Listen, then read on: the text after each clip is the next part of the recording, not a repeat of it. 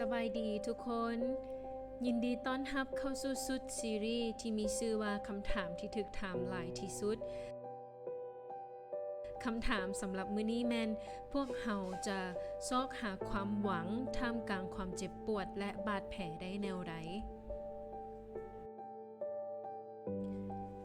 ชีวิตมักจะเสนอให้พวกเฮาพบเจอกับ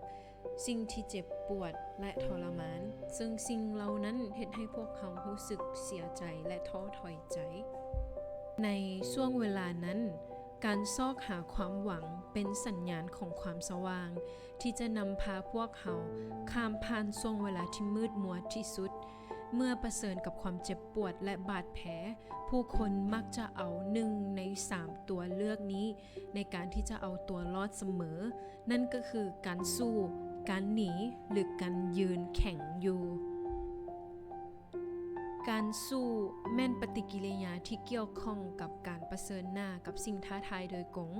บวกกับความพยายามที่ตั้งใจที่จะเอาชนะมันการหนีแม่นการตอบสนองของคนที่แสวงหาความปลอดภัยทางจิตใจหรือทางด้านทางกายโดยการเอาตัวเองหนีห่างจากแหล่งแห่งความทุกข์ทรมานแต่การยืนแข็งอยู่นั้นแม่นมาจากความสิ้นหวังและความท้อถอยใจซึ่งสิ่งเหล่านั้นน่ะแม่นเฮ็ดให้คนบ่สามารถที่จะตัดสินใจได้คำตอบเหล่านี้แสดงให้เห็นถึงกลไกการเอาตัวรอดที่ผู้คนมักใช้เพื่อรับมือกับประสบการณ์ที่เจ็บปวดพระคัมภีร์ไบเบิลได้แนะนำแนวทางที่4หรือทางเลือกที่4ต่อกับความเจ็บปวดและท้อถอยใจนั่นก็คือคำว่าซอกหาทางเลือกนี้แม่นอิงใส่ความคิดที่ว่าคนเฮาสามารถอดทนกับความเจ็บปวดได้ตราบใดที่เฮารู้จักความหมายและจุดประสงค์ของมันในพระคัมภีร์ไบเบิลบอกว่าบ่มีหยังเกิดขึ้นโดยบ่มีจุดประสงค์ภายใต้การชี้นำของพระเจ้านี่หมายความว่าความทุกข์ทรมาน